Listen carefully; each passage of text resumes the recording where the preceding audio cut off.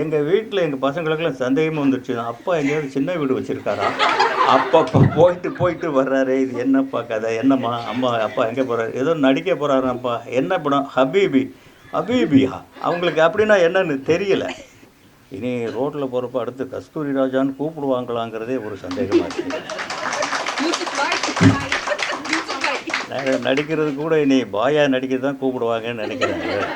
சாதாரண கதாபாத்திரங்களுக்கு கூப்பிட மாட்டாங்கன்னு நினைக்கிறேன். இப்போவே வரும்போதே ஒருத்தர் வாங்க யூசுப் பாய் அப்படின்னு தான் சொன்னார். கஸ்தூரி ராஜாங்கிறது சொல்கிறதுக்கு கொஞ்சம் சிரமமாயிரும். ரொம்ப பேர் என்கிட்ட ஃபோன்லேயே தப்பாக தான் சொல்லுவாங்க என்னுடைய பேரை. அதுக்கு ஒரு சரியான பேர் கொடுத்ததுக்கு அவருக்கு ஒரு தேங்க்ஸ். டைரக்டர் சினிமாவில் எந்த இடத்துலையும் இஸ்லாமியர்கள் படம் எடுக்கக்கூடாதுங்கிற சட்டமே கிடையாது.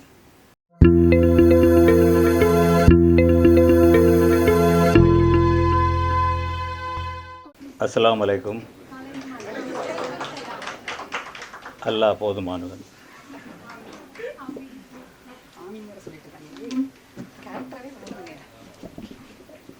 உங்கள் எல்லோரையும் இங்கே பார்த்ததில் ரொம்ப மகிழ்ச்சி. இதுக்கு காரணம் இந்த பாய் தான்.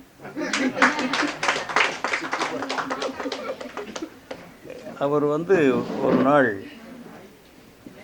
நீங்கள் இந்த மாதிரி நடிக்கணும், இவ்வளோ கனமான கதாபாத்திரம் அப்படின்னு அவர் என்கிட்ட சொல்லலை. அப்போ நான் சொன்னேன், இல்லை தம்பி, எனக்கு நடிக்கிறதுல ஆர்வம் இல்லை, நான் ஒரு இயக்குனர் மட்டும்தான். அதை சொன்னேன். அவர் இல்லை சார், நீங்கள் அதை படித்து பாருங்கள். இந்த போராட்டமே 4-5 நாள் நடந்தது அந்த ஸ்கிரிப்டை நான் வாங்கிறதுக்கு. அதை வாங்கி 2-3 நாள் நான் தொடவே இல்லை. ஆனால் அது என்னமோ அது என்னுடைய அறிவுக்குள்ளே குடைஞ்சிக்கிட்டே இருக்குது. அது ஒன்று இருக்கே, அது என்னன்னு பாரு. அப்புறம் ஒரு நாள் எடுத்து பார்த்தேன், வாசிக்க ஆரம்பித்தேன். முழுக்க வாசித்தேன். அது எனக்குள்ளே இறங்குச்சு. அதுக்கப்புறம் 2-3 நாள் எனக்கு தூக்கம் இல்லை. இப்போவும் எனக்கு அவருக்கு தைரியமாக நம்ம சொல்லலாமா வேண்டாமா அப்படின்னு தான் யோசித்து அப்புறம் ஒரு வர வச்சு அரை மனசாக ஒத்துக்கிட்டேன், இது என்னால் முடியுமா அப்படிங்கிறது. அது முடிஞ்சிருக்கு. இப்போ எல்லோரும் படமாக பார்த்துட்டீங்க. இனி ரோட்டில் போகிறப்ப அடுத்து கஸ்தூரி ராஜான்னு கூப்பிடுவாங்களாங்கிறதே ஒரு சந்தேகமாக இருக்குது. நடிக்கிறது கூட இனி பாயா நடிக்கிறது தான் கூப்பிடுவாங்கன்னு நினைக்கிறாங்க. சாதாரண கதாபாத்திரங்களுக்கு கூப்பிட மாட்டாங்கன்னு நினைக்கிறேன். இப்போவே வரும்போதே ஒருத்தர் வாங்க யூசுப் பாய் அப்படின்னு தான் சொன்னார். கஸ்தூரி ராஜாங்கிறது சொல்கிறதுக்கு கொஞ்சம் சிரமமாயிரும். ரொம்ப பேர் என்கிட்ட ஃபோன்லேயே தப்பாக தான் சொல்லுவாங்க என்னுடைய பேரை. அதுக்கு ஒரு சரியான பேர் கொடுத்ததுக்கு அவருக்கு ஒரு தேங்க்ஸ். டைரக்டர் இதுக்கப்புறம் அரை மனசாக ஒத்துக்கிட்டேன் பண்ணலாம் அப்படின்ட்டு. இது எப்படி நான் ஒத்துக்கிட்டேன்? என்னை ஒத்துக்க வச்சது யார்? என்னை யார் அந்த படப்பிடிப்பு தளத்துக்கு இழுத்துக்கிட்டு போனது? உண்மையிலேயே சொல்கிறேன், அல்லாஹ் தான் இழுத்துட்டு போயிருக்காரு. அந்த படம் முடிகிற வரைக்கும், இன்னைக்கு வரைக்கும் 1% கூட ஒரு இஸ்லாமியனாக எப்படி நடிக்கணும்னு நான் யோசனையே பண்ணலை. கொஞ்சம் கூட கஷ்டப்படலை. அவர் திரும்ப சொன்னால் திரும்புவேன், உட்கார சொன்னால் உட்காருவேன், நிற்க சொன்னால் நிற்பேன், நடக்க சொன்னால் நடப்பேன், சிரிக்க சொன்னால் சிரிப்பேன். நல்லவேளை எனக்கு அலறமாயிருச்சுன்னு வைக்கல அவர். இல்லை இருக்குது, அது அளவே கிடையாது, அது உணர்ச்சி.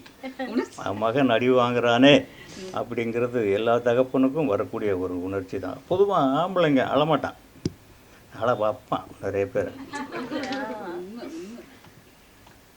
அந்த இது வரைக்கும் எனக்கு என்னை 4 குழந்தைங்க எனக்கு.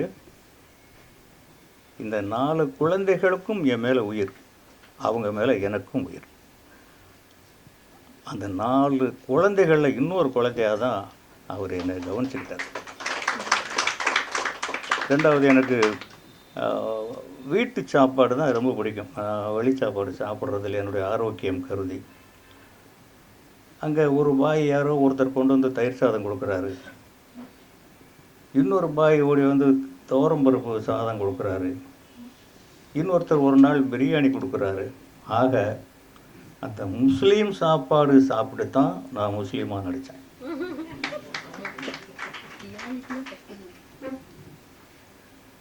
இந்த அளவுக்கு இந்த படம் வரும். இன்னும் சொல்லப்போனால் நான் ரிலீஸுக்கு முதல் நாள் வரைக்கும் படத்தை பார்க்கவே இல்லை. எனக்கு ஒரு பயம், நம்ம என்ன பண்ணியிருப்போம். அவர் பட்ட கஷ்டங்கள் இருக்குல்ல இந்த படம் எடுக்கும்போது, அதை 100 புக்கு எழுதலாம், அவ்வளவு கஷ்டப்பட்டாங்க.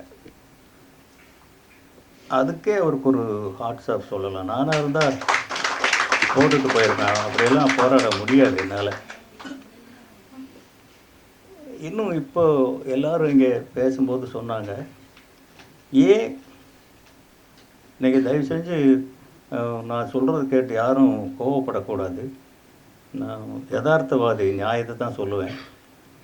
ரெண்டாவது, எனக்கு எம்மதமும் சம்மதம்னு இருக்கிற ஒரு ஆள் தான் நான். இன்றைக்கி இங்கே பாயாக இருப்பேன், அங்கே கிறிஸ்டினாக இருப்பேன், அப்புறம் எங்கள் வீட்டில் இந்துவாக இருப்பேன், அப்படி தான் இருப்பேன். ஏன்னா சினிமாவில் எல்லாருடைய காசும் நமக்கு வேணுமே, அப்படி ஒரு பரந்த நோக்கம். இங்கே எல்லாருமே காமனாக ஒரு கருத்து சொல்கிறாங்க, ஏன் இஸ்லாமிய படங்கள் வர்றதில்லை. இதையே உங்களுக்குள்ளேயே பதில் வச்சுக்கிட்டு நீங்கள் ஏன் அதை கேள்வியாக கேட்டுக்கிட்டே இருக்கீங்க? ஒரு மீரா கதிரவன் எப்படி எடுத்தார்? இதுக்குள்ளே யாருமே மீரா கதிரவன் இல்லையா? எடுங்க. சினிமாவில் எந்த இடத்துலையும் இஸ்லாமியர்கள் படம் எடுக்கக்கூடாதுங்கிற சட்டமே கிடையாது. இந்த படம் கூட சென்சாரில் ஒரு சின்ன சோதனைக்கு அப்புறம்தான், அந்த சோதனையே எங்களுக்கு ஒரு போனஸ் மார்க்காக வந்தது. 2 U சர்டிஃபிகேட் வாங்கின படம். முதல்ல U சர்டிஃபிகேட் நல்லா பாராட்டி, வித்தவுட் கட்ஸ், இப்படியெல்லாம் சர்டிஃபிகேட் கிடைக்கிறது ரொம்ப கஷ்டம். கொடுத்துட்டாங்க. அவர் வந்துட்டார் ஹாப்பியாக. வந்ததுக்கப்புறம் நான் கங்க்ராச்சுலேஷன் சொல்கிறேன். மறுநாள் காலையில் சொல்கிறாரு, சார் ரிவைஷன் கமிட்டிக்கு போக சொல்கிறாங்க. இது என்ன புதுசு. அப்புறம் அடுத்த நாள் போய் ஹைதராபாத்தில் போய் ரிவைஷன் கமிட்டியில் பார்த்து, இந்த படத்தை எதுக்குங்க அனுப்புனீங்க? அவங்க ஒரு U சர்டிஃபிகேட் கொடுக்குறாங்க. இப்படியெல்லாம் போராடி அவர் படம் எடுத்தார் இல்லையா? ஆசை இப்ராஹிம் ராவுத்தர் எவ்வளோ பெரிய ப்ரொடியூசர், தயாரிப்பாளர் சங்கத்துக்கே தலைவராக இருந்தவர். ஒரு தலைவராக எடுத்து EM இப்ராஹிம் இன்றைக்கி எவ்வளோ பெரிய பாரம்பரியத்தை உருவாக்கி இருக்கார். கடையநல்லூர் MA காஜா எனக்கெல்லாம் குரு மாதிரி, அப்படி உயர்ந்து பார்த்துட்டு இருப்போம். வாரத்துக்கு 2 படம் ரிலீஸ் ஆகும் அவர் படங்கள்லாம். வாங்க, பர்ஸை துறங்க, மனசை துறங்க, பேப்பரை துறங்க, எழுதுங்க, எடுங்க.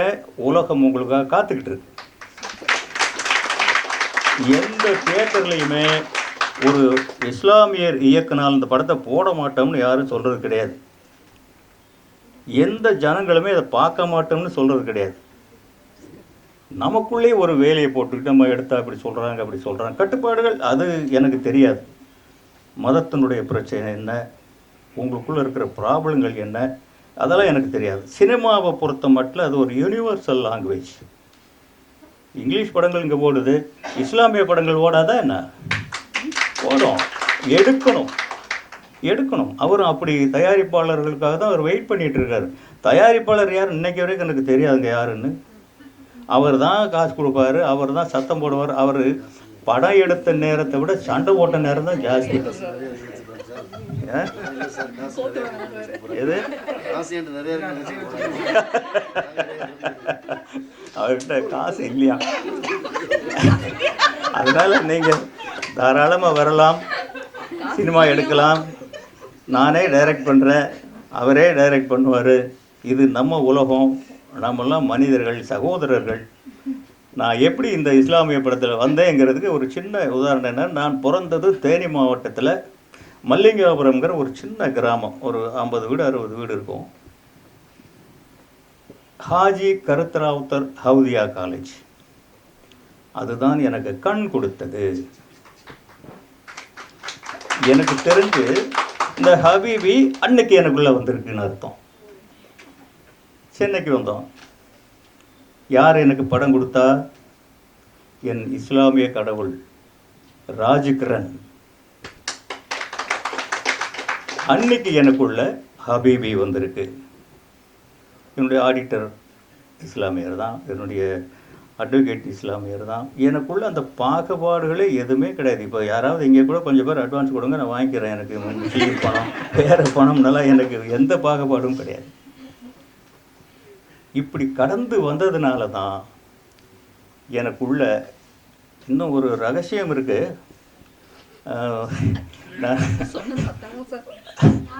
ஹைஸ்கூல் இவ்வளோ பேர் வச்சுக்கிட்டு சொல்லி நீங்கள் யாருன்னு சொல்ல மாட்டீங்க. நான் முதல்ல சைட் அடித்த பொண்ணு ஒரு இஸ்லாமிய பொண்ணு.